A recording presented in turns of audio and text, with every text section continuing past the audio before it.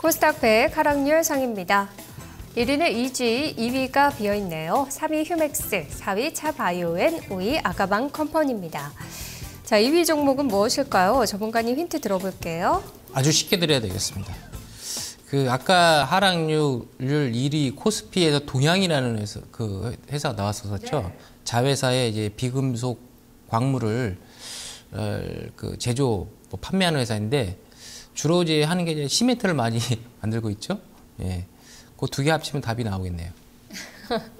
알겠습니다. 하고 있는 일을 종목명에 대입해 보시면 될 것 같습니다. 자, 주가는 4%대 하락 보여주고 있네요. 마지막 또 추가 퀴즈 없습니다. 종목 아시는 분은 바로 도전하시면 되겠습니다.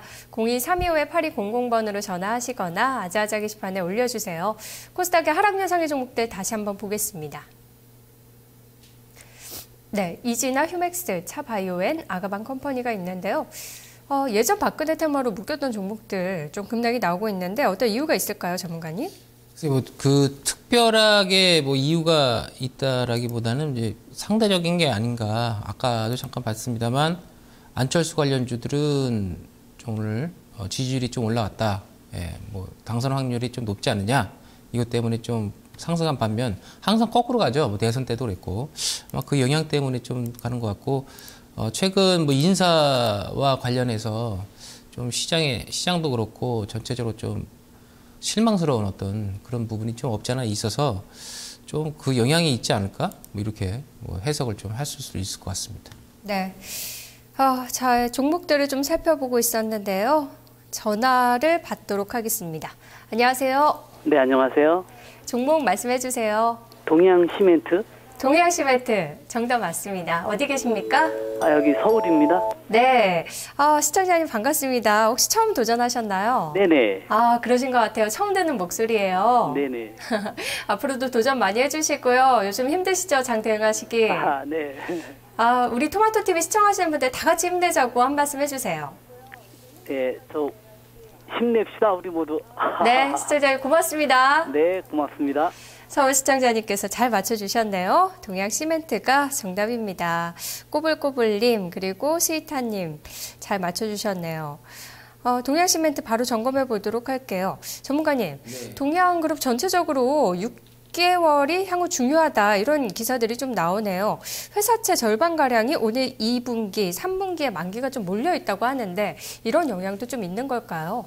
아무래도 좀 영향이 좀 있겠죠. 그러니까 최근에 STX 그룹이 좀 재무적인 리스크가 좀 따르면서 주가가 좀 많이 하락하는 어떤 모습들이 좀 나타나고 있는데, 일단은 동양 그룹 같은 경우에도 역시 재무적인 리스크는 없지 않아 좀 있는 거로 좀 판단이 됩니다. 주가가 좀 말해주듯이 전반적인 시장의 분위기가 좀 올려서 좀 많이 빠지고 있는데 전체적으로 봐서는 아직은 좀 그래도 견딜만 하지 않을까라고 좀 판단이 되고 있고요. 동양시멘트 같은 경우 PBR을 사실은 이제 적자가 좀 많이 나거나 수익 구조가 개선이 되지 않으면 사실 PBR에 대한 의미는 그렇게 크게 부여할 수는 없겠습니다만 동양시멘트 같은 경우에는 PBR상 0.56, 0.6배수가 좀 안 되기 때문에 아마도 이제 재무적인 리스크가 본격적으로 혹시 부각이 된다 하더라도 그 전에 한번 반등이 좀 나올 개연성은 좀 남아있지 않을까라고 좀 보고 있고요. 만약에 반등이 좀 나온다고 한다면 일단 리스크 관리 차원에서 3,000원 한 초중반 이때는 한번 매도 타이밍을 좀 잡고 대응하는 게 좋지 않겠나 이렇게 말씀을 드립니다. 네, 이렇게 해서 오늘 준비한 모든 퀴즈를 풀어봤습니다. 그리고 아까 전해드린 것처럼 이 정부에서 10일까지 개성공단 전원 철수는 일부 와전된 것이다 라고 밝혔는데요. 그 시점을 전후로 해서 시장이 조금은 안정을 찾고 있습니다.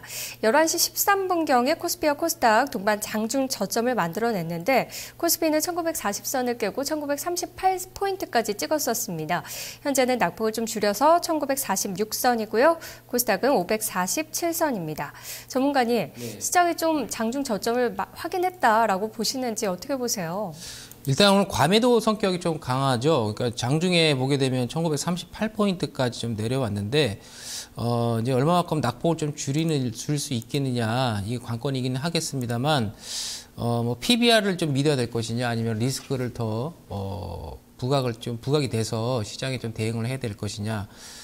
소위 말하는 동전의 양면인데 현재로서는 매도는 좀 과매도권에 좀 들어가지 않나. 1950포인트 이하는 과매도권이라고 좀 판단했을 때는 매도는 좀 되도록이면 자제를 하되 그렇지만 이제 외국인의 매도가 계속되고 있기 때문에 일단 반등 시에는 좀 비중을 좀 조절하는 매매가 좀 낫지 않겠는가. 반등의 목표치는 물론 이제 단기적인 말씀이긴 합니다만 1970포인트 정도 이렇게 좀 해석을 할 수가 있을 것 같습니다. 네, 선물지수도 좀 올라와 줘야 될 것 같은데 외국인 매도가 6천 계약이 넘어가면서 아직까지는 좀 반등이 나와주지 못하고 있네요.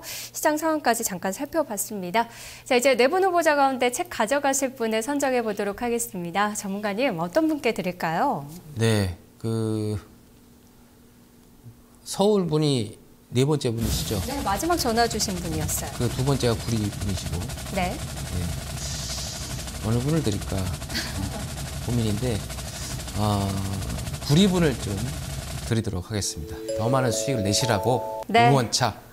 네. 후보 2번 구리 시청자님 축하합니다. 시장 대응도 괜찮다고 하셨는데요. 더욱더 힘내셔서 수익 더 많이 나시길 바랄게요. 전문가님 오늘 말씀 고맙습니다. 고맙습니다.